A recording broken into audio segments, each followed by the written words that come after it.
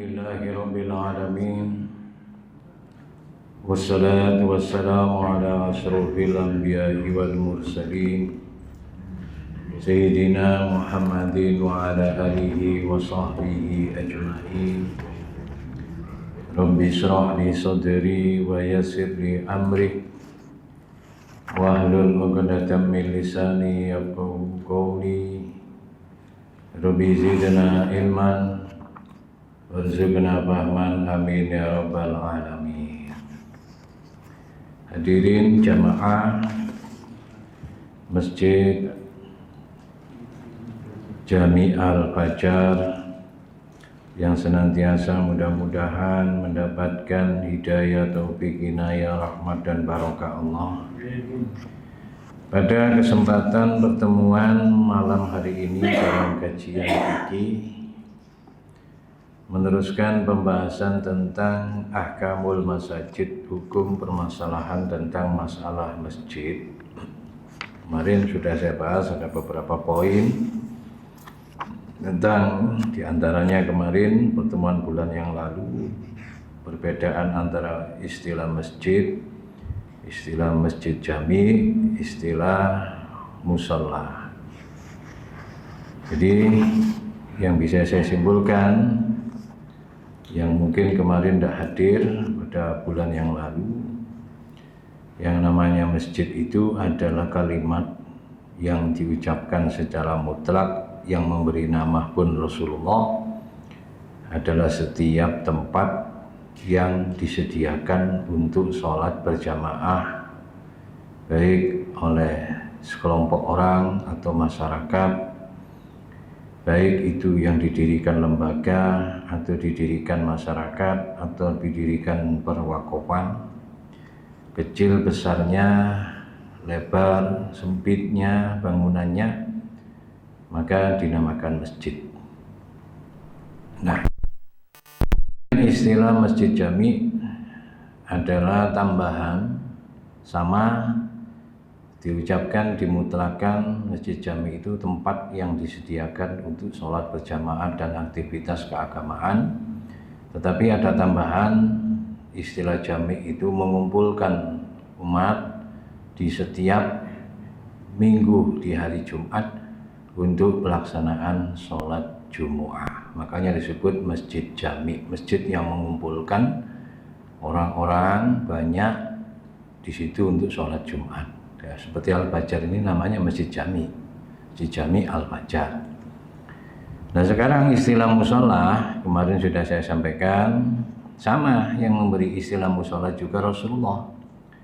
Musola adalah tempat yang luas, yang lebar, yang lapang, tanpa ada bangunan. Nah, tapi yang terjadi di daerah kita ini, musola itu ada bangunannya. Padahal musola itu di zaman Nabi dan istilah yang diberikan Nabi dan para ulama, diantaranya keterangan Imam Zarkasi, musola itu tanah lapang, luas, yang tidak permanen. Hanya digunakan di zaman Nabi, di zaman sahabat, di zaman dahulu untuk sholat Idul Adha atau Idul Fitri. Ya, jadi orang haid, orang nifas boleh masuk dalam yang namanya musola. Tapi kalau masjid nggak boleh. Nah, jadi kalau sekarang terjadi musola-musola di kampung-kampung itu sebetulnya bukan musola, masjid. Cuma tidak diberi istilah masjid jami. Kalau masjid jami dipakai Jumatan, tambahan Jumatan. Tapi kalau masjid biasa dipakai sholat jamaah sama, kegiatan aktivitas agama juga sama. Itu namanya masjid. Tapi kalau musola adalah tempat lapang, lapangan. Musola itu lapangan. Tempat untuk sholat, digunakan sholat Idul Adha, Idul Fitri di zaman Nabi. Nah, entah dari mana istilah musola yang sekarang ini di daerah kita, Surabaya, di Jawa Timur, istilah musola ini dipakai tempat bangunan, padahal musola ini tidak permanen. Nah, ini harus kita pahami bersama, karena nanti ada hubungannya antara masjid dan musola. Kalau musola diberi nama musola, tidak bisa dipakai sholat tahiyatul masjid. Dipakai musola tidak bisa digunakan untuk i'tikaf. Itu di situ nanti hukumnya. Dinamakan musola, orang haid, orang nifas, orang junub tidak apa-apa masuk kalau dinamakan musola. Tapi kalau dinamakan masjid, maka ada hukum yang harus dipahami dan harus ditegakkan. Nah, seperti itu. Itu kesimpulan yang kemarin. Kemudian yang berikutnya tentang masalah masjid. Nah, bagaimana hukumnya mendirikan masjid secara zukhruf? Apa zukhruf? Zukhruf itu mendirikan masjid tapi dengan cara penuh kemegahan. Nah, mendirikan masjid dengan kemegahan, melebihi batas penggunaan. Nah, bagaimana hukumnya? Maka di sini dalam keterangan hadis Nabi Muhammad sallallahu alaihi wasallam, dalam keterangan hadis Nabi Muhammad sallallahu alaihi wasallam, Rasulullah sallallahu alaihi wasallam dari sanad Sayyidina Abdullah bin Abbas, di dalam riwayat Imam Abu Dawud, kemudian Imam Ibnu Hibban, di sini disampaikan ma umirtu bitasyidil masajid ai bi raf'i bina'iha wa ziyadatin anil hajati. Kata Rasulullah, ma umirtu, aku tidak diperintahkan oleh Allah bitasyidil masajid, dengan membangun atau mendirikan masjid secara megah. Maksudnya birof'i bina'iha, dengan mengangkat bangunannya, maksudnya megah, ziyadatan anil haja, melebihi kebutuhan. Jadi hukumnya bagaimana? Para ulama ijma menyatakan makruh. Nah, hilang makruh ketika memang dibutuhkan pembangunan itu karena kapasitasnya dibutuhkan jamaah banyak, jamaah meluber sehingga harus diperluas, maka makruhnya hilang. Tapi kalau sekiranya kemudian lagi makruh itu ketika membangun sesuatu yang tidak diperlukan jamaah, diantaranya seperti itu. Kamar mandi sudah memenuhi syarat, kapasitasnya terpenuhi, sudah selesai. Nah, tapi kemudian jika misalnya kamar mandi ini diberi, misalnya di dalam kamar mandi diberi lampu hias, nah, misalnya gelap gitu, seperti ya orang pesta gitu, nah itu makruh. Atau bangunan ini dihiasi dengan hiasan ornamen-ornamen yang sangat mahal, yang seharusnya tidak diperlukan. Ya, sekarang kan banyak orang bangun masjid itu seakan-akan kepingin wah gitu. Malah di Surabaya ini tidak sebegitu bagus masjidnya. Tapi kalau panjenengan keluar dari Surabaya, contoh di mana ini? Yang banyak itu di daerah Madura, kemudian di Tapal Kuda, Pasuruan, itu masjid itu tidak ada yang jelek. Mereka memang tujuannya sebetulnya baik, ingin mendirikan masjid, ingin menyenangkan jamaah, tapi kadang-kadang berlebihan mengeluarkan dana untuk pembangunan yang seharusnya tidak diperlukan. Bangun menara itu sampai-sampai kadang-kadang tingginya, luasnya ini, Masya Allah, habis kadang-kadang sampai miliaran. Padahal jamaah kan tidak mungkin sholat di menara. Dan menara itu di zaman Nabi tidak ada kan. Di zaman para sahabat juga tidak ada. Di zaman itu hanya tambahan ketika di zaman dulu untuk dipakai adzan, karena tidak ada penggeras suara. Itu sejarah menara. Tapi sekarang ini orang berlebihan, masjid harus ada menara, dan menaranya ini kadang-kadang lebih mahal biayanya dibandingkan bangun masjid yang inti. Ini hukumnya makruh. Itu berlebihan. Kadang-kadang di daerah saya Pasuruan itu ada menara sampai 3, sampai 2. Itu tidak cukup ratusan juta, Pak. Miliaran itu. Dan saya pernah tanya beberapa masjid pengurusnya, ada yang kenal, ada yang tidak kenal. Saya tanya-tanya, ini sampai berapa, Pak? Menara, ya, bodohi gitu saya. Wah, ini mas, ini Tidak cukup 1 M, 2 M, itu menara. Padahal fungsinya apa? Nah itu yang dimaksud Rasulullah zukhruf, berlebihan memegahkan bangunan masjid yang tidak diperlukan. Nah makanya saya lebih senang masjid itu standar, tapi yang penting makmur jamaahnya, kegiatannya, ngopeni umatnya di dalam jamaahnya. Ini yang dimaksud makmur di situ, bukan bangunan. Nah Imam Abu Dawud kemudian menambahkan, dari sana Sayyidina Abdullah bin Abbas, la tuzakhribunnaha kama zakhril yahudu wan nasara. Ini benar-benar ya, benar-benar engkau ini membuat megah masjid sebagaimana orang Yahudi, orang Nasara membuat megah tempat ibadah mereka. Jadi Rasulullah tidak suka dengan hal seperti itu, khawatir nanti disamakan dengan orang Yahudi, orang Nasara. Kadang-kadang orang mementingkan membangun fisik bangunan masjid megah, tapi ngopeni umat tidak begitu dipentingkan. Ini salah besar. Ini yang terjadi sekarang ini. Malah di desa-desa itu Pak, ya di desa-desa, di kampung-kampung desa itu masjidnya bagus tapi kosong kegiatan. Betul ini saya sampaikan karena saya sering keluar Surabaya, sering keluar ke Sidoarjo, sampai ke Pasuruan, kadang sampai ke Mojokerto, ke Jombang, kadang ke Gresik. Ini kadang-kadang masjidnya bagus, tapi tidak ada kegiatan. Kegiatannya itu kadang-kadang hari Jumatan. Pengajiannya pun kadang-kadang sekali 1 bulan. Dan dana kasnya itu kebanyakan untuk fisik bangunan. Ini yang dimaksud Rasulullah. Makanya dalam hadis yang lain Rasulullah SAW berkata dalam sanad Sayyidina Anas bin Malik, riwayat Imam Ahmad, ya, kemudian Imam Abu Dawud, ya, Rasulullah SAW bersabda, la taqumus sa'atu hatta yatabahanna subil masajid. Tidak akan terjadi kiamat itu dekat hingga atau selama orang-orang ini berbangga-bangga di dalam pembangunan fisik masjid. Jadi kalau dia mementingkan fisik masjidnya megah, saingan dalam pembangunan masjid, maka kata Rasulullah seakan-akan ini la taqumus sa'ah, tidak akan terjadi kiamat hingga terjadi orang-orang berbangga-bangga dengan fisik bangunan masjid. Maksudnya bagaimana? Kalau kepingin kiamat ini agak lama dan bisa kita gunakan untuk mencari bekal di dunia lebih lama, maka jangan buat megah masjid.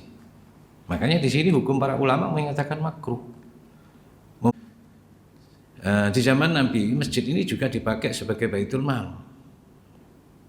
Ya, bukan hanya urusan secara zakat setiap setahun sekali, bukan, atau setiap Idul Adha setahun sekali, bukan. Tapi gunakan masjid ini juga untuk mengayomi, melindungi umat di sekitar masjid.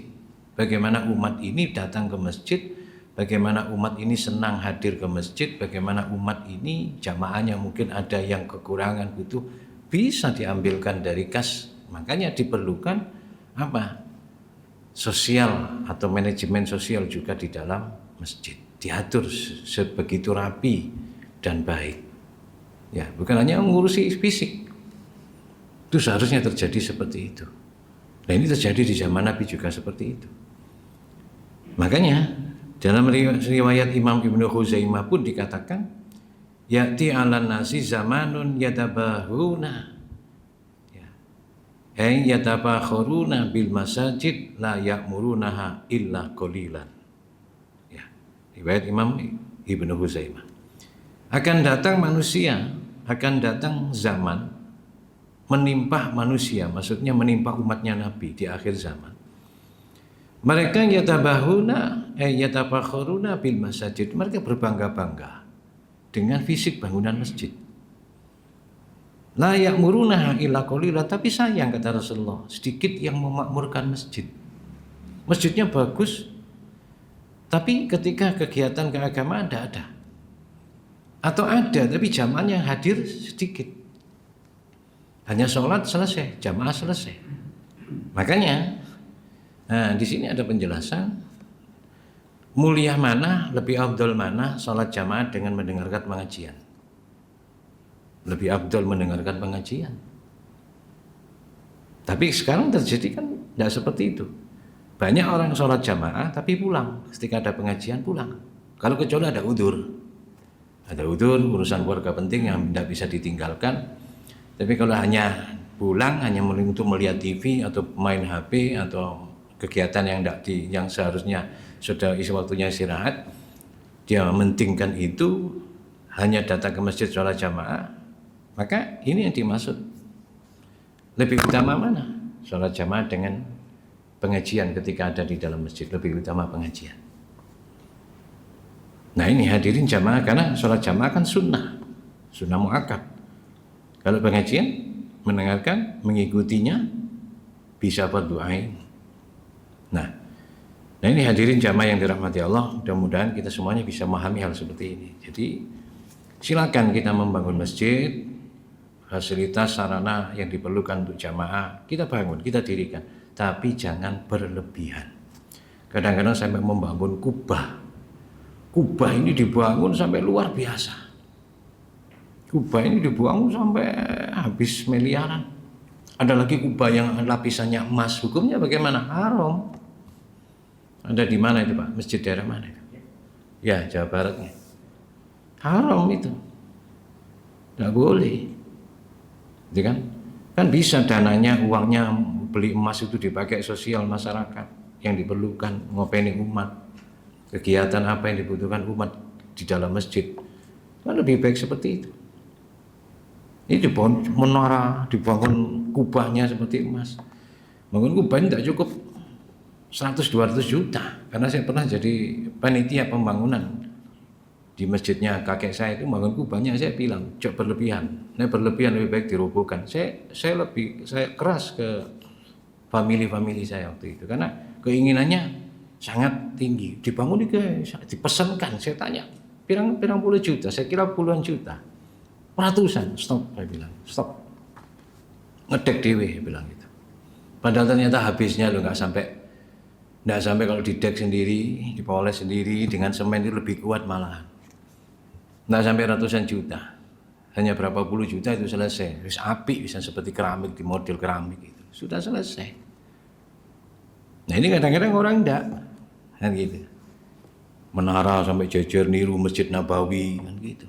Nah, Nabawi orangnya kaya-kaya. Saudi dibandingkan di sini jauh. Walaupun itu Nabi sendiri pun tidak seperti itu kan gitu. Andai kata ada Nabi mungkin bisa jadi tidak seperti itu. Nah, kemudian yang berikutnya, bagaimana hukumnya al-kitabatu ala judranil masajid?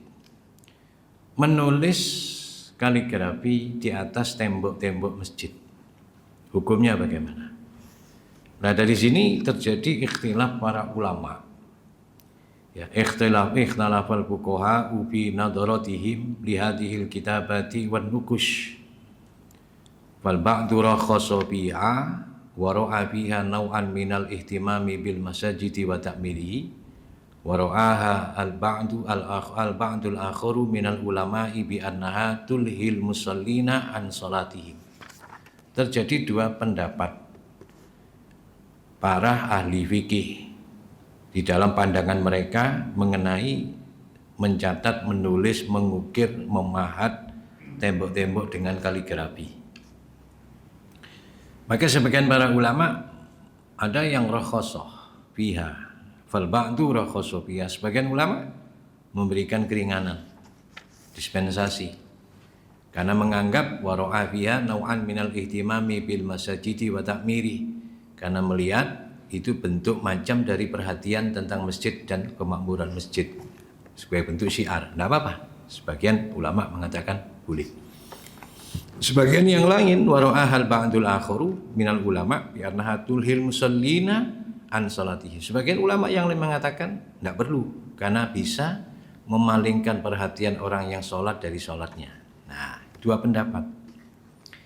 Maka yang pertama, wa min tsamma faqad kana hunaka ra'yani fil mas'alati. Ada dua permasalahan di sini, dua pandangan di dalam permasalahan tersebut.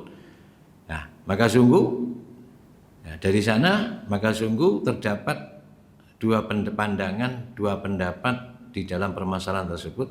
Al-awalu yang pertama, yara jumhurul ulama'i minal malikiyati wasyafi'iyati wal hanabilati karahatil kitabati ya awin naqshi ala judranil masjidi aw ala mihrabi. Ulama dari kalangan mazhab Maliki, mazhab Syafi'i, mazhab Ahmad bin Hambal mengatakan makruh menulis, mencatat, mengukir tembok-tembok masjid atau mihrab-mihrab masjid. Ulama Syafi'i mengatakan makruh, ulama Malikiyah mengatakan makruh, ulama Hambali mengatakan makruh. Nah, kenapa alasannya? Wa ra'au anna dzalika mimma yulhil musalliya an salatihim. Karena bisa membuat memalingkan perhatian orang yang sholat dari sholatnya. Nah, ini yang pertama, pendapat yang pertama. Kemudian pendapat yang kedua, azani yarul ahnabu wal imamani imam ibnu wahbi wa ibnu nafi'i minal malikiyah. Tapi ada ulama dari kalangan Hanafi dan dua imam ibnu Wahab dan imam ibnu Nafi dari kalangan mazhab Maliki. Wa ba'du syafi'iyati dan sebagian ulama syafi'iyah yang berpandangan jawaza kitabatil ayati al ghairiha ala judranil masjidi au mihrabiyah. Bolehnya mencatat ayat atau mengukir ayat di atas tembok-tembok masjid atau mihrab-mihrab masjid. Wa anna dzalika la ba'sa bihi. Dan sesungguhnya permasalahan itu tidak ada persoalan. Nah, ini yang dipakai ulama yang mengukir tembok-tembok masjid dengan tulisan atau kaligrafi Arab. Pendapat siapa?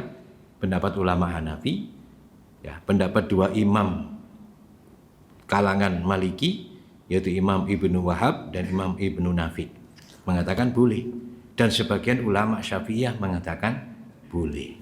Tujuannya apa? Itu syiar. Nah, di sini orang Indonesia banyak yang ngukir, mengambil keterangan dari ulama tersebut yang membolehkan. Yang mengatakan tidak membolehkan, mereka tidak merespon, istilahnya seperti itu. Nah, tapi ingat, ketika kita menulis ayat-ayat di dalam masjid, hati-hati, jangan sampai pas di bawah kaki atau pas di batasan kaki, terutama lutut. Ya, makanya para ulama-ulama ya tidak membolehkan menulis ketika, kalau yang memakai, misalnya kita pakai keterangan ulama yang membolehkan, maka ketika pakai ulama yang membolehkan jangan sampai menulis ayat atau mengukir ayat di tembok itu pas di batasan lutut. Lebih baik di atas dada atau di atas dada. Segini kan lutut, lebih baik di atasnya. Kenapa? Biar tidak seakan-akan terhina dengan ukuran batas kaki. Kemudian lagi ketika masjidnya ini tingkat loteng, misalnya di sini lubang, ini lubang misalnya, maka tulisan itu usahakan jangan pas di bawah kaki orang yang jamaah di atas. Ini sering terjadi. Nah, bagaimana kalau jaraknya jauh? Kalau jaraknya jauh dan sekiranya tidak diinjak atau di bawah kaki, jangan, ya tidak masalah. Tapi kalau pas ini tembok, tulis di situ ayat kursi misalnya, Asmaul Husna atau hadis Nabi, kemudian di atasnya ada orang berdiri pas kakinya di atas tulisan ini. Nah, ini para ulama yang mengatakan hukumnya haram. Makanya lebih baik cukup yang pas di mihrab, atau tembok bagian depan atau di luar masjid. Nah, seperti itu. Jadi tidak asal-asal tulis. Ada lagi Pak yang nulis, saya pernah ketemu dua masjid di daerah Telapak, di Rejo, satunya di Surabaya. Tulisannya keliru, yang di Surabaya mungkin sudah digantikan, di Telapak masih tetap. Tulisannya keliru, hadis Nabi, tulisannya keliru. Bukan ditulis, kalau ditulis tangan, cat mungkin bisa diganti. Ini tidak diukir Pak. Ya. Terus kemudian hurufnya pun keliru, ada yang keliru, ada yang tulisannya, ada yang keterangannya keliru, redaksinya keliru, ada yang hurufnya keliru. Saya ingatkan ke pengurusnya, Bang, ngapunten, ini tulisannya ini ada yang redaksinya salah, di sini tulisan hurufnya salah, penempatannya pun salah. Mereka asalnya nggak tahu, terus dipandang, ya nopo sih maksudnya? Coba kalau waca nggih, saya baca, ya keliru. Oh kok ngonten nggih, nggih salah. Waduh, ya apa? Ini borongan, itu nulisnya itu borongan dan ditulis dengan ukiran semen. Itu kalau ganti itu Pak, ganti semua karena ada redaksi yang salah. Makanya hati-hati kita pakai kalimat atau tulisan, ya, kalimat dibentuk tulisan ya yang bersifatnya permanen, yang sulit dihapus, hati-hati ketika meletakkan untuk kaligrafi di masjid, hati-hati. Nah seperti ini. Kemudian berikutnya masuk pada sesi berikutnya tentang masalah sop salat. Nah ini sop salat. Mungkin ada pertanyaan, mungkin belum saya lanjutkan. Enggak.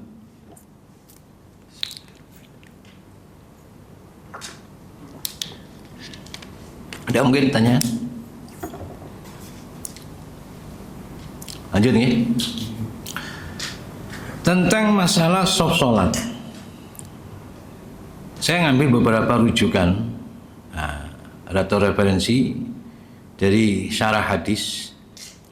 Ya, di antaranya yang saya bawa ini ada satu syarah dari Imam Abu Dawud, hadis Imam Abu Dawud. Ya, di antaranya ada dua kan, syarah Imam Abu Dawud itu yang terkenal ada dua syarahnya, Badlul Majhud, kemudian Ainul Ma'bud. Ya, dua-duanya alhamdulillah saya punya dan sudah saya koreksi, alhamdulillah ada persamaan dalam pembahasan ini tentang masalah sop barisan sholat. Hadirin jamaah yang dirahmati Allah, masalah sop barisan sholat ya, dia dalam keterangan masalah fiqhul masajid atau hukum pembahasan masalah masjid, ada pembahasan di sini taswiyatus sufufi wa tartibuha, menyamakan barisan sop dan mengurutkan atau mentertibkan barisan sop. Ini hukumnya apa? Sunnah muakkad. Ya, sunnah muakkad. Bukan wajib Pak, sunnah muakkad. Bagaimana kalau sopnya mencrek? Apakah jamannya sah? Tetap jamannya sah, cuma kurang sempurna. Nah, maka di sini ada keterangan wa min adabil masjidi allati yajibul hirsu 'alaiha taswiyatus sufufi fi sholati. Di antara tata krama atau adab urusan masjid atau adab tata krama di dalam masjid yang wajib ya, yang wajib kita ini perhatian betul-betul, di antaranya apa? Menyamakan sop barisan, sop jamaah di dalam sholat. Nah, maka dalam hal ini baginda Rasulullah Sallallahu Alaihi Wasallam di antaranya Rasulullah bersabda dari sahabat Jabir bin Samurah. Ya, Rasulullah Sallallahu Alaihi Wasallam bersabda, ala tasubbu nakama tasubbul malaikatu inda rabbihim ay fis samai qulna wa kaifa tasubul malaikatu inda rabbihim qala ay Rasulullah SAW yutimmuna sufufa al muqaddimata ay al mutaqaddimata. Ya, kata Nabi, apakah kalian ini tidak merapikan sop barisan sholat jamaah sebagaimana para malaikat merapikan sopnya ketika bertemu Tuhan mereka, ai fis sama, ketika di langit. Sahabat berkata, qulna wa kaifa tasubul malaikatu inda rabbihim, bagaimana cara malaikat ini baris ketika berjumpa bertemu Tuhan mereka, menghadap Tuhan mereka. Qala, Rasulullah bersabda, yutimmuna sufufal muqaddimata, mereka ini menyempurnakan sop yang di depan. Ya. Nah, di sini kemudian dilanjutkan Wa yatarasuna fis sabbi ay qala fil qamus risatun ay alzaqa ba'du bi ba'din wa dhamma ay yadumuna bi ba'duhum bi ba'din hatta la yabqa bainahum barajun. Mereka merapatkan di dalam barisan sop. Jadi malaikat itu kalau ketemu Allah itu barisan sopnya rata, rapat. Nah, maka dari sini ada lagi hadis Nabi Shallallahu Alaihi Wasallam. Hakimu sufufakum watarasu fa inni arakum min wara'i dhahri. Kalian tegakkan sop barisan sholat kalian dan kalian rapatkan. Maka sesungguhnya aku melihat kalian dari belakang punggungku. Jadi merapatkan barisan sop ini sunnah muakkad. Nah ini alhamdulillah betul seperti sop barisan ini lurus. Ya, kalau zaman dulu kan hanya ditulis di samping dengan samping tembok, sehingga sholatnya itu orang bingung, ada yang ke depan, ada yang ke belakang, tumit kakinya ini, jadi nggak rata. Yang betulnya seperti ini, sajadah atau keramiknya atau tekelnya itu dikasih garis, sehingga pas batasan tumit itu sama. Tapi kalau kaki depan kan nggak bisa sama, Pak. Tapi kalau tumit kan bisa sama. Sama dengan punggung pun harus rata. Punggung sejajar dari belakang. Ya, pundak pun dari belakang rata. Kalau masalah tinggi, pundaknya harus sama dengan orang pendek dengan orang tinggi, tidak mungkin. Tapi dilihat dari ukuran belakangnya. Barisannya ini lurus gitu, dari belakang. Tertata rajin rapi. Ini yang dimaksud. Nah, kenapa? Karena kata Rasulullah mengatakan, saya ini sesungguhnya melihat kalian dari belakang punggungku. Ini salah satu mukjizat Rasulullah. Ini dalam riwayat Imam Bukhari. Karena saya bisa melihat kalian dari belakang. Ini mukjizat Rasulullah. Nah, kemudian dalam hadis yang lain Rasulullah Shallallahu Alaihi Wasallam pun bersabda. Riwayat Imam Ahmad bin Hanbal dalam kitab Musnad beliau dari sahabat Abu Umamah. Rasulullah Shallallahu Alaihi Wasallam bersabda, "Sawu sufufakum wahadu baina manakibikum." Kalian samakan, kalian ratakan sop barisan kalian ketika sholat jamaah. Wahadu baina manakibikum, dan sejajarkan antara pundak-pundak kalian, maksudnya pundak di belakang. Dari belakang, bukan dari depan. Di depan kan ada orang yang perutnya buncit, Pak, enggak bisa kan? Ayo perutnya samakan, ya enggak bisa. Dari belakang. Berarti pundaknya pun harus sama, sejajar dari belakang, bukan dari tingginya orang. Satunya tinggi, satunya pendek, enggak mungkin yang tinggi harus pakai dingklik, enggak bisa. Harus sama, maksudnya punggung belakangnya rata. Sejajarkan. Ya, kemudian walinu fi aidi ikhwanikum, lunakkan di dalam tangan-tangan saudara kalian. Sholat tidak usah pakai menggerik. Dan ada sholat begini, Pak. Tidak perlu. Tujuannya apa? Supaya ada orang ketika longgar bisa masuk. Ngisi sop yang mungkin, ada barisan yang mungkin masih longgar. Cukup satu orang bisa masuk. Kalau sholatnya begagah, nah ini orang tidak bisa masuk kadang-kadang. Cukup dua orang dipakai satu orang. Beda dengan orangnya gemuk, Pak. Gemuk beda. Ini orangnya keceng, cengkring, tapi kalau sholat megagah. Itu tangannya begini. Padahal Rasulullah mengatakan walinu, lunak. Kalian lunakkan. Yes, biasa. Ya, seperti itu. Wasuddul khalalah, dan kalian tutup celah-celah. Untuk satu orang bisa masuk, ya masuk. Jangan sampai dilonggari. Kenapa? Fa inna syaitana yadkhulu fi ma bainakum bil hadafi. Kenapa? Alasannya maka sesungguhnya syaitan, kata Rasulullah, akan masuk di antara celah atau tempat antara kalian, ya, biman zalatil hadafi, diukur dengan tempatnya hadaf. Ini apa? Ukuran dengan ukuran tempatnya hadaf. Hadaf ini anak unta. Ai auladi dha'ni sigar, anak unta yang kecil. Kalau ada anak unta kecil bisa merosot. Nah, Berarti kan masih ada satu orang bisa masuk di situ. Nah sekarang dalam hadis Nabi yang terjadi sekarang ini tentang menempelkan antara kaki, bukan kaki, yang terjadi sekarang ini ujung jari kelingking seperti itu ya. Itu di mana-mana terjadi, Pak. Dulu tidak ada, tapi sekarang tidak ada. Apakah betul seperti itu? Nah, ada sebuah hadis Nabi dari sahabat Anas bin Malik, ya, riwayat Imam Bukhari, hadis sahih berarti. Qala Nabi sallallahu alaihi wasallam aqimu sufufakum fa inni arakum min wara'i dhahri. Kalian tegakkan sop barisan kalian, maksudnya apa? Perhatikan betul-betul sop ini harus lurus, sejajar. Fa inni arakum min wara'i dhahri, sebab aku melihat kalian dari belakang punggungku. Nah, di sini kemudian mendengar itu kata sahabat Anas bin Malik, sahabat Nabi, beliau menjadi saksi.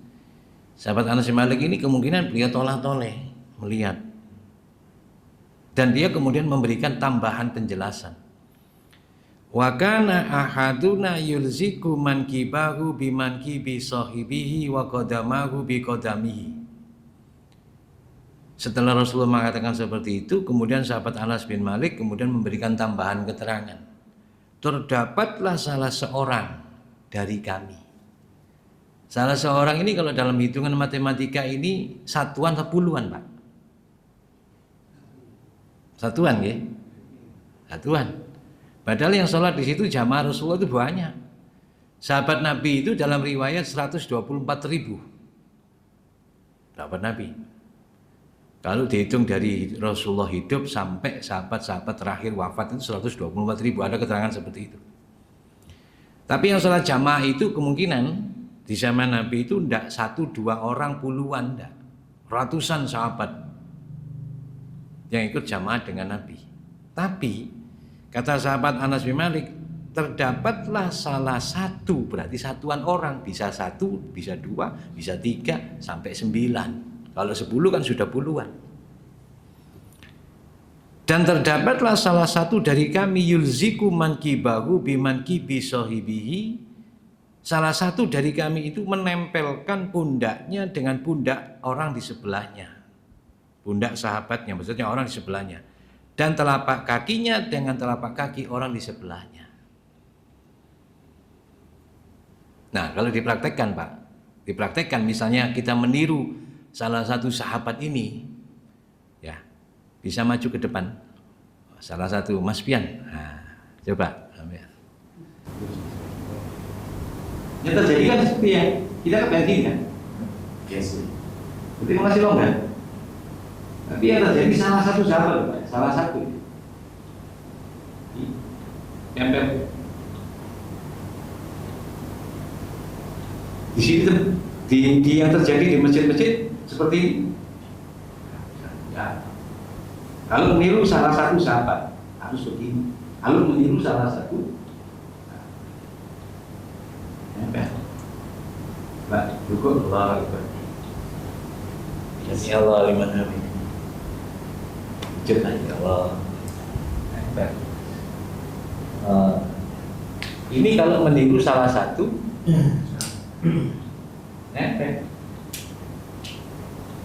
bisa tidak kita praktekkan seperti ini?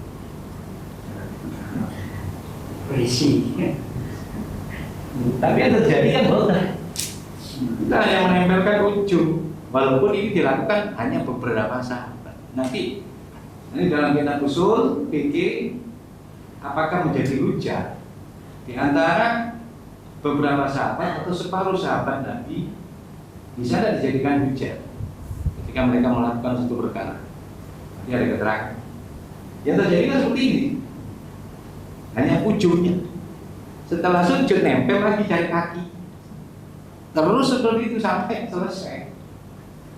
Nah, kalau misalnya seperti itu dianggap kalau tidak nempelkan seperti itu, katanya jamaahnya nggak sah. Apakah betul? Salah besar malah. Wong sholat jamaah itu meluruskan itu sunnah muakkad. Fa inna taswiyatas sufufi min tamamis shalah.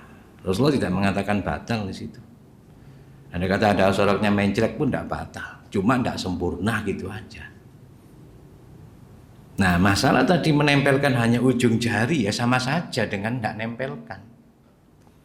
Kalau memang menempelkan, walaupun meniru beberapa sahabat, kalau misalnya meniru beberapa sahabat, ya tempelkan pundaknya, lututnya, telapak kaki pinggirnya, tempelkan sampai selesai. Ya terjadi kan tidak orang-orang, hanya ujung jentik. Kadang-kadang sampai yang satunya pulang dari masjid tersinggung, males jajar sampai wong iku apa, sikilku diidek-idek jangan. Nah, ini yang terjadi, Pak. Makanya perlunya kita memahami penjelasan masalah hadis ini dan keterangan syarah atau keterangan para penjelas, para ulama-ulama dalam mengenai masalah keterkaitan jamaah tersebut. Nah, dari sini ada komentar Imam Syamsul Haq yang mensyarahi, yang menjelaskan kitab Sahih Imam Abu Dawud dalam kitabnya Aunul Ma'bud. Tidak saya bawa kitabnya, mas saya tulis di pinggir kitab ini karena keberatan saya tadi membawa. Qala Syekh Muhammad Syamsul Haqqi fi Aunil Ma'bud bi syarhi Sunani Abi Dawud al-Juz Tsani. Berkata Syekh atau Imam Muhammad Syamsul Haq di dalam kitab Aunul Ma'bud syarah kitab Abu Dawud. Jadi kalau ngaji hadis harus memahami syarahnya. Nah, ini kan termasuk syarahnya. Syarah Abu Dawud Badul Majud ini 10 jilid ini. Nah, Abu Dawud kan ada yang 3 jilid, ada yang 4 jilid. Syarahnya ada yang 10, kalau Aunul Ma'bud 8 jilid. Beliau mengatakan 700 tahun yang lalu, Pak. 700 tahun yang lalu ini. Beliau memberikan komentar mengenai hadis tersebut. Fahadil ahaditsu fiha dalalatun wadihatun ala ihtimami taswiyatis sufufi. Maka hadis-hadis ini yang menjelaskan tentang merapikan shaf, maka di dalamnya terdapat bukti dalil yang jelas atas pentingnya meratakan, meluruskan shaf atau mentertibkan shaf barisan sholat. Wa innaha min itmamis sholat, karena itu termasuk dari kesempurnaan sholat jamaah. Wa ala annahu la yata'akharu ba'dun ala ba'din wa la yataqaddamu ba'duhu ala ba'din. Maka dari sini beliau memberikan suatu penjelasan, kalau misalnya sholat jamaah jangan sampai ada orang yang sebagian maju, ada yang mundur, ada yang maju. Jadi jangan sampai sholat itu ada yang kakinya depan, belakang, makanya perlunya shaf ini, mengikuti ini baris-garis ini. Telapak kaki atau tumit, dolomit belakang itu harus sama. Yang betul seperti itu. Kalau depan kan dari depan tidak bisa, harus dari belakang. Jangan sampai ada yang sholat mencelek-mencelek. Atau sholatnya jenjang-jenjang, lubang-lubang gitu. Jangan sampai. Rapat, dirapatkan, tapi di sini ada komentar. Wa ala annahu yulziku mankibahu bimankibi sahibihi wa qadamahu bi qadamihi wa rukbatahu bi rukbatihi. Dari keterangan hadis tersebut ada salah satu sahabat ini menempelkan pundaknya dengan pundak orang di sebelahnya dan telapak kakinya dengan orang telapak kaki di sebelahnya dan lututnya menempelkan lututnya dengan lutut orang sebelahnya. Tempelkan, selalu memang betul-betul dia merapatkan. Maka mulai telapak kaki yang pinggir sampai lututnya sampai pundak harus nempel, walaupun itu dilakukan oleh perorangan sahabat. Nah, kemudian beliau memberikan komentar terakhir, walakinnal yauma taraktu hadis sunnata, tapi hari ini kata beliau saya tinggalkan cara sunnah yang dilakukan sahabat itu. Walau fu'ilat al-yauman lana faron nasu kal humuril wahsiyah, andai kata dilakukan sampai hari ini, maka pastinya orang-orang lari, tidak akan ikut cara sholat jamaah seperti itu, seperti larinya khimar yang liar, khimar yang binatang khimar yang giras kabur itu. Nah, kemudian ada komentar lain, wazada Muammarun Imam Muhammad dalam riwayatnya menjelaskan hadis ini dalam kitab di dalam kitab syarah dari Sahih Bukhari namanya Umdatul Qari. Ya, diterangkan oleh Imam Badruddin Al-Aini, ada tambahan dari Imam Muhammad. Walau fu'ila dzalika bi ahadihim al-yawma lanafaru ka'annahu bighalun syamusun. Andai kata dilakukan cara seperti itu, tempel menempel sampai akhir, pastinya hari ini orang-orang akan lari seperti bigol, keledai yang giras. Terus bagaimana kita misalnya menyikapi tentang sop yang longgar? Ya kita rapatkan, tapi belum tentu kita tempelkan. Itu harus nempel, kalau gitu sholat jamaahnya tidak sah, tidak ada keterangan seperti itu, Pak. Cukup kita sekiranya ada, kalau ada orang satu bisa masuk, ya suruh masuk. Tidak perlu sampai kadang-kadang hanya ujung jarinya ditempelkan. Kalau memang meniru di antara sahabat, walaupun beberapa sahabat, kalau memang meniru, ya monggo kita tiru. Cuma tempelkan mulai kaki yang telapak kaki yang bawah, lutut sampai pundak. Kalau memang meniru betul-betul. Walaupun dilakukan hanya beberapa sahabat, tapi yang terjadi kan enggak kita. Ujung jentik, ujung jari kelingking saja yang ditempel. Ya sama saja. Makanya dari sini Imam Saifuddin Al-Amidi dalam kitabnya Al-Ihkam fi Usulil Ahkam, masalah kitab usul fiqh, ya, tentang masalah apa yang dilakukan sahabat. Dia mengatakan sahabat jika melakukan itu bisa dijadikan hujah in ila fi'lil jami' li anna fi'lal ba'di la yakunu hujjatan alal ba'dil akhar wa ala ghairihim. Ya. Dia mengatakan wa yadullu ala madhhabil aktsarina anna dhahiru minas sahabi annahu innama awrada dzalika fi mu'radil ihtijaj. Wa inna ma yakunu dzalika hujjatan in law kana manaqalahu mustanidan ila fi'lil jami'. Lianna fi'lal ba'di la yakunu hujjatan alal ba'dil akhir wala ala ghairihim. Jadi kesimpulannya seperti ini. Ketika sahabat ini ada misalnya sahabat ini ada 1000 orang. Yang melakukan ini 500 orang, belum bisa dijadikan hujjah. Harus lebih dari 50%. Baru bisa dipakai untuk hujjah, suatu keterangan dalil. Bisa dipakai dalil. Tapi kalau yang melakukan ini 50% ke bawah, belum bisa jadikan hujjah. Lah masalah tadi yang menempelkan ini kan sahabat Anas mengatakan ahaduna, salah satu dari kami. Berarti satuan orang. Sedang jumlah sahabat yang sholat di Masjid Nabawi atau Masjidil Haram di zaman Nabi kemungkinan tidak mungkin 1, 2 orang, 10 orang, puluhan orang, ratusan, bahkan mungkin bisa ribuan sahabat. Karena jumlah sahabat yang di zaman Nabi itu kan 124.000 orang. Ini yang melakukan kata sahabat Anas ini salah satu. Dia menjelaskan salah satu kata sahabat Anas bin Malik. Berarti kan belum bisa dijadikan hujjah. Nah, terus bagaimana kita menyikapi supaya sholat kita ini tidak ada yang bolong? Ya dirapatkan. Andai kata tidak ditempelkan ya tidak masalah.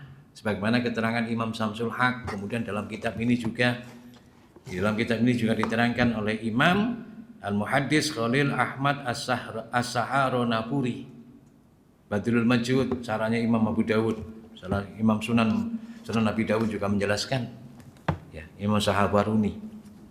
Jadi kita harus bisa lah bijak juga, tidak perlu harus dipaksakan tempel ujung jari, malah seakan-akan apa ya, wong tadi contohkan sahabat Anas bin Malik ini mulai telapak kaki yang pinggir sampai lutut sampai pundak nempel. Ini kok ujung jari ya podo ya sama saja.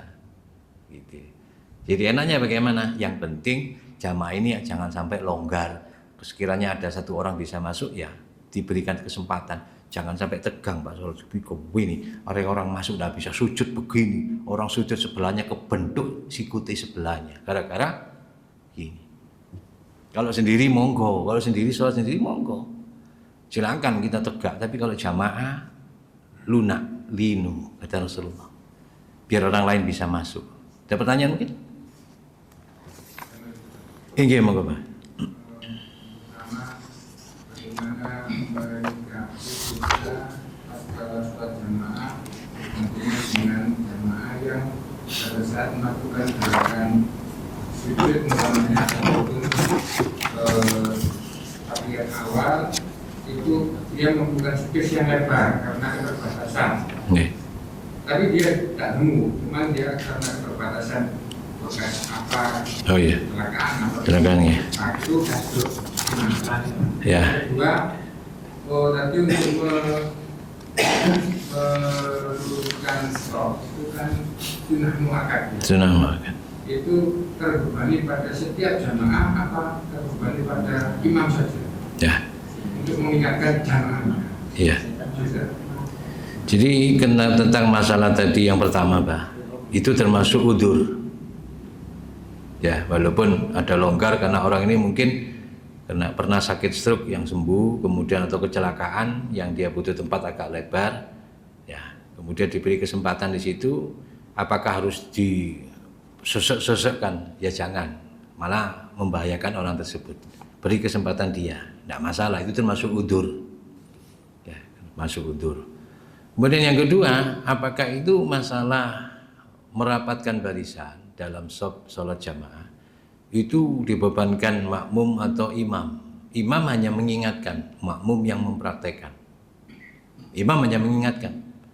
Bolehkah kita mengatakan sawu subuh bakum fa in taswiyata subuh bi minta mamis shalah? Boleh, karena Nabi juga mengingatkan seperti itu. Maka makmum harus bergegas. Ayo, sob kita rapikan belakang, dilihat dari belakang dulu. Ayo, tumit, lihat tumit belakang tumit. Nah, tumit dulu, bukan ujung jari, tumit dulu, karena tumit ini nanti bisa meluruskan barisan. Kalau ujung jari misalnya kakinya satunya panjang, ya, satunya panjang kakinya, satunya pendek, ujung jarinya ditempelkan, ya, nempel, ya, otomatis yang tumitnya yang kakinya panjang, telapak kakinya panjang, otomatis ke belakang kan. Makanya kalau memang meniru beberapa sahabat, walaupun beberapa sahabat, ya tempelkan pundak, lutut, telapak kaki tempelkan, tapi ditata dulu tumitnya sesuai enggak baris dengan garis yang disop. Kalau misalnya nggak ditempelkan enggak apa-apa, sing penting kesempatan jangan sampai ada rongga. Walaupun enggak nempel, kesempatan jangan sampai ada rongga yang sekiranya satu orang bisa masuk, dipersilakan. Tidak dipek sendirilah. Nah, siapa yang wajib mengingatkan? Yang wajib mengingatkan imam dulu. Kemudian jamaah juga mengingatkan yang sebelahnya. Hai sob gitu. Lah seperti itu. Nanti ada lagi pertanyaan mungkin? Saya sering melihat itu jamaah itu kalau disampaikan urut-urutannya untuk sob yang paling awal itu kan yang di belakang. Oh, oke. Kadang-kadang yang di belakang imam itu masih bolong, tapi beliaunya milih pojok. Paling pojok. Itu tolong disampaikan itu ada aturannya.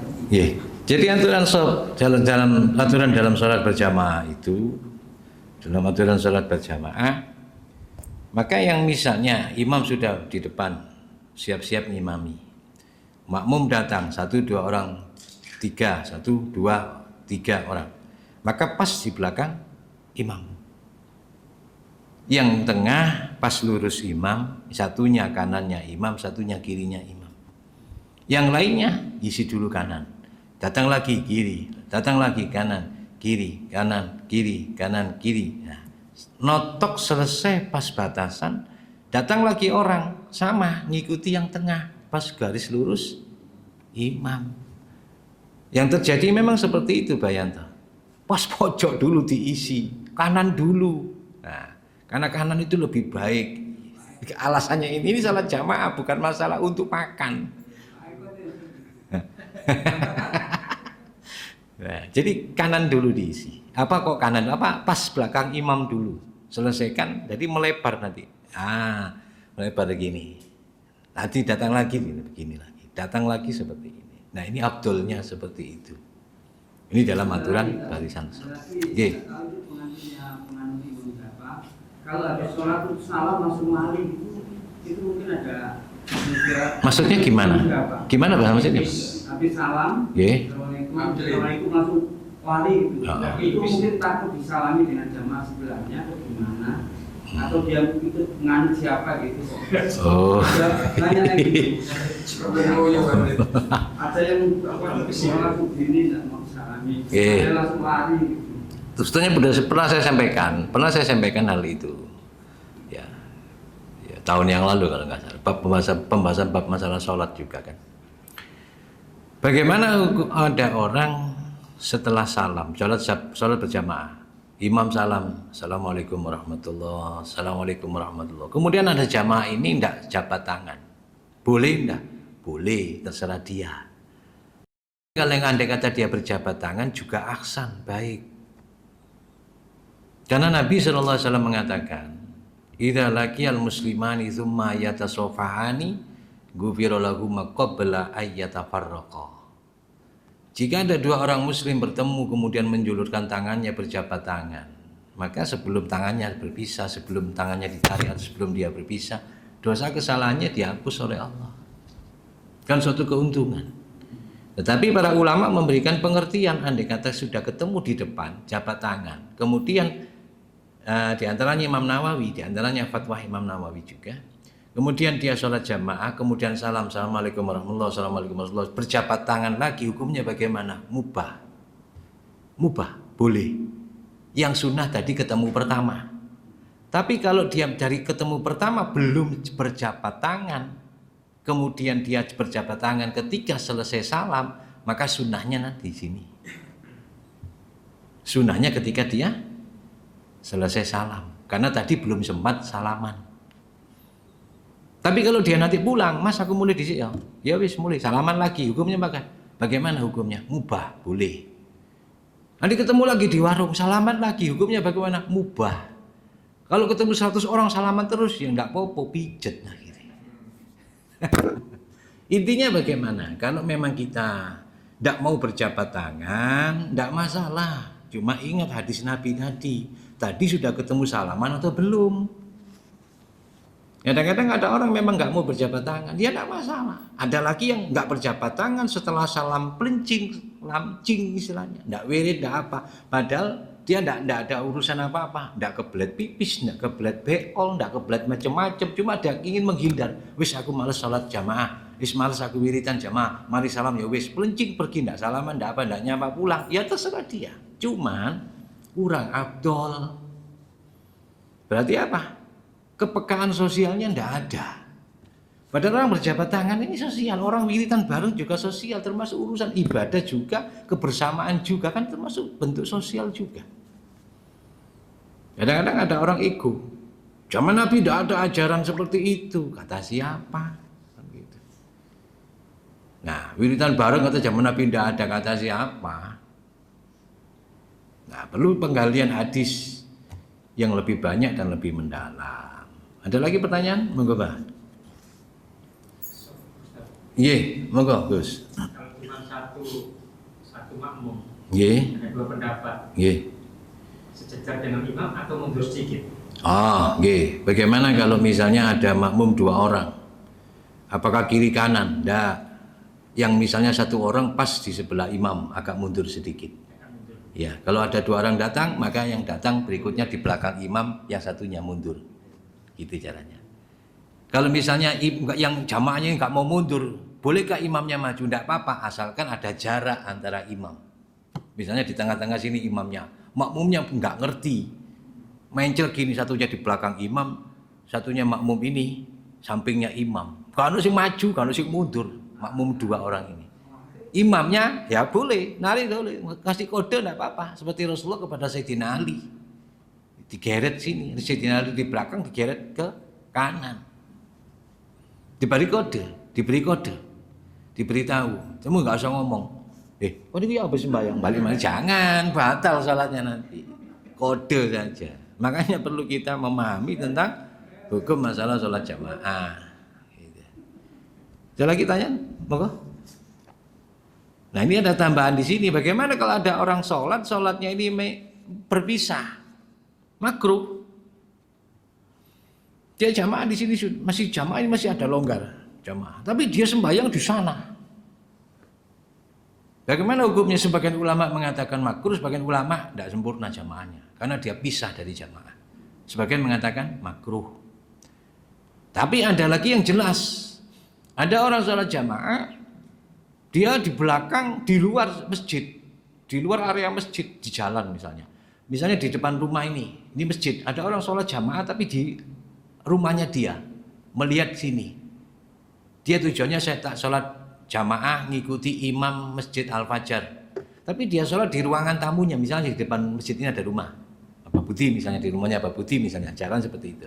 Apakah sah sholatnya? Tidak sah jamaahnya. Jamaahnya tidak sah. Kalau dia tetap meneruskan, batal sholatnya. Kalau dia mufarroqoh berpisah dari jamaah Al-Fajar, tidak masalah. Dipisah kenapa? Karena dipisah oleh jarak, dipisah oleh jalan. Atau misalnya sholat, ada orang sholat jamaah di sini. Di belakang masjid ini, timurnya ada sungai besar. Dia tidak bisa nyebrang di sini, atau malas nyebrang, dia ikut jamaah di sana. Maka sebagian ulama pun mengatakan, ada kitab yang mengatakan tetap sah, ada yang mengatakan tidak sah. Ini ikhtilaf ulama. Tapi kalau saya lebih condong yang mengatakan kehati-hatian, jangan. Dia sholat di sana, di seberang jalan. Wis tak jamaah gini, lha kok males hati melaku gini, Allahu Akbar. Nah, saya pakai yang mengatakan ulama mengatakan tidak sah. Makanya dalam keterangan ini ada keterangan dari Sayyidina Umar bin Khattab. Nah, dari Sayyidina Umar bin Khattab, sama dalam kitab ini, di dalam kitab ini saya tulis memang, bisa ditulis tersendiri. Kata Sayyidina Umar bin Khattab, hadis ini termasuk hadis mauquf dan hadis marfu. Ya. Dikatakan di sini, man kana bainahu wa bainal imami nahrun aw tariqun aw safun minan nisa fala sholata lahu. Barang siapa terdapat antara dirinya dan antara imam jamaah, imam sholat, terdapat sungai atau jalan atau sop dari kaum wanita, maka sholat jamaahnya tidak dianggap, fala sholata lahu. Ada orang laki-laki sholatnya ini satu masjid, tapi sholatnya dia di belakang wanita, laki-laki sembahyang di belakang wanita. Jamaahnya laki-laki ini tidak sah. Karena laki-laki di depan wanita, kok ini dia di belakang. Misalnya seperti itu. Kebok, sholatnya kebok penuh. Misalnya. Penuh kebok, wis iki ono jamaah wedok, bisa sembahyang wedok ae. Tidak bisa. Ini terjadi, Pak. Iya. Di haram itu ada Nabi kan kalau di Nabawi 1000 kali, di haram 1000 kali. Nah, sekarang itu banyak haram itu lagi di masjid dan pelatarannya. Itu ada di hotel-hotel yang itu yang terjadi, Gus. Benar. Bagaimana hukumnya itu? Tidak sah. Banyak musolanya dan tidak bisa. Tidak bisa seperti itu. Menyambung, audio disambung. Ya, tidak bisa. Kenapa? Ada jalan. Ada jalan. Ini Sayyidina Umar sendiri mengatakan seperti ini. Sayyidina Umar orang dekat dengan Rasulullah.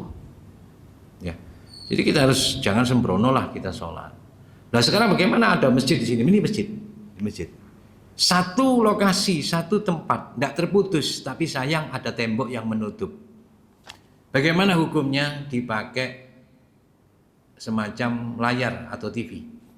Maka sebagian ulama mengatakan kan ini tapi sambung ini. Satu lokasi, satu atap. Di atas nih, misalnya di atas. Maka harus dikasih TV, layar. Syukur-syukur lagi dibongkar dikasih lubang sehingga bisa melihat jarak makmum di depannya. Nanti. Tapi kalau ditutup sama sekali tidak bisa. Paham nggih? Tutup sama sekali tidak bisa. Enak. Nanti seperti itu nanti sholat musafir nang iki namburi tembok. Nah, kasih tidak bisa. Harus satu lokasi tertutup dikasih TV atau layar sehingga bisa melihat. Tapi lebih baik lagi misalnya ada dana ya dikasih lubang atau di los sekalian. Lebih afdol, lebih aman. Seperti itu. Kalau penuh. Apanya? Misalnya ya haram itu sering kalau Jumat itu penuh. Nggih. Terpaksa orang itu Di jalan-jalan. Iya, jalan-jalan. Tidak apa-apa, Gus. Ya, karena mutasil tetap sambung jamaahnya. Yang tidak bisa itu munfasil terpisah. Kalau mutasil jamaahnya sambung terus sampai misalnya ini sholat hari raya sini. penuh, kemudian di halaman penuh, di sebelah, di jalan itu penuh, sampai ke belakang sana, asalkan masih sambung mutasil maka sah, tetap sah. Walaupun sampai ke jalan-jalan sana, asalkan masih nyambung, sah. Tapi kalau tidak nyambung, tidak bisa, terpisah, tidak bisa.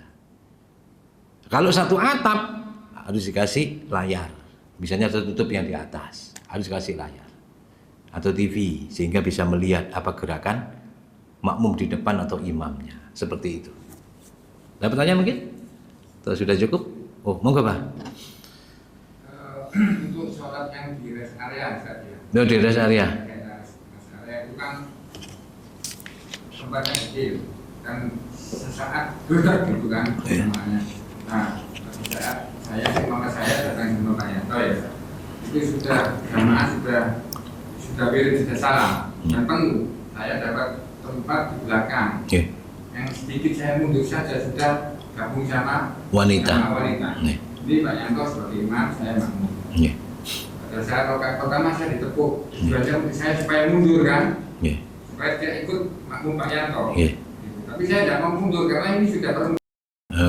Saya tahu lah, saya kasih order ini. Nah itu gimana? Itu yang betul apa yang betul yang mundur?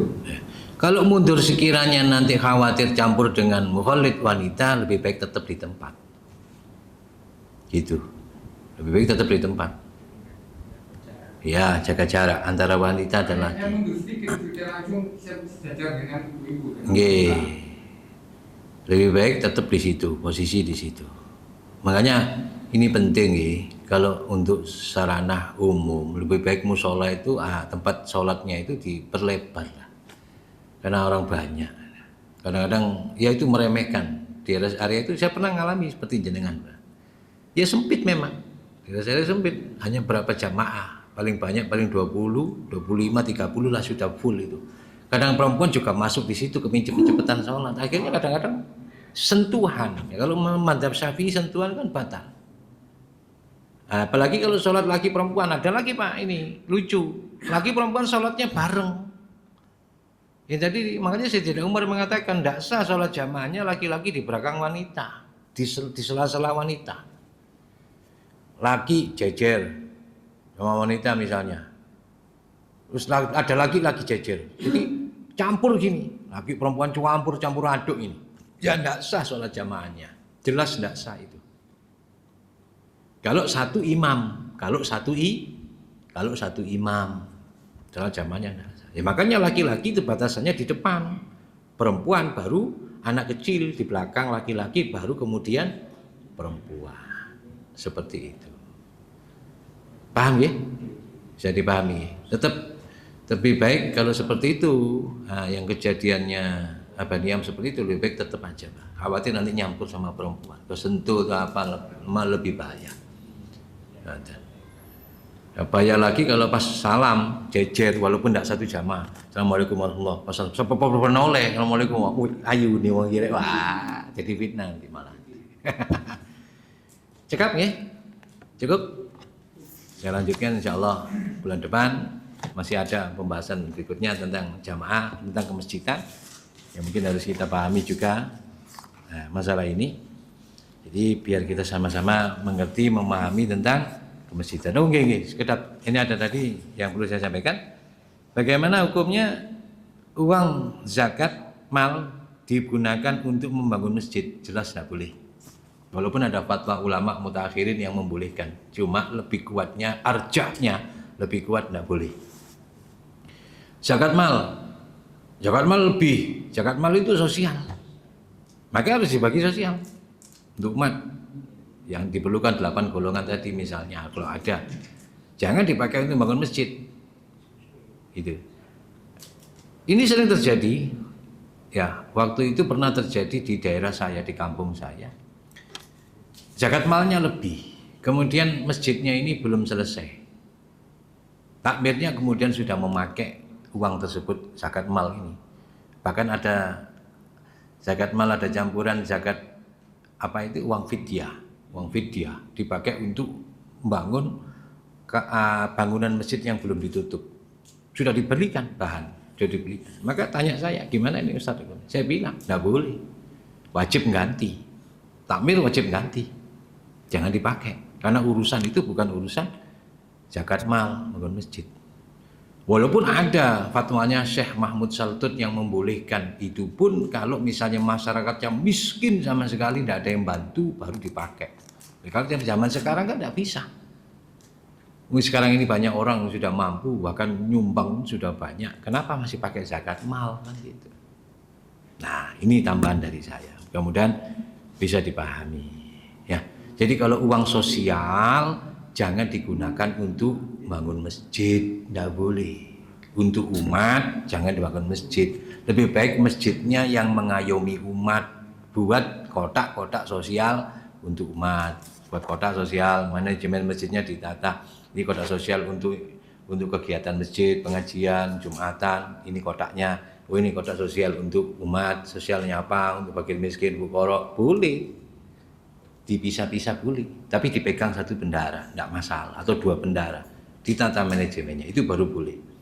Tapi kalau uang umat, apalagi fakir miskin, apalagi urusan sosial keumatan dipakai untuk bangun masjid, jangan. Kas RT dipakai untuk bangun masjid, jangan. Tidak boleh. Kas RT, kas RW dibangun masjid, tidak bisa. Nanti tanggung jawab, ganti nanti. Harus dikembalikan itu. Nah, itu ya. Bun, cekap. Al-Fatihah.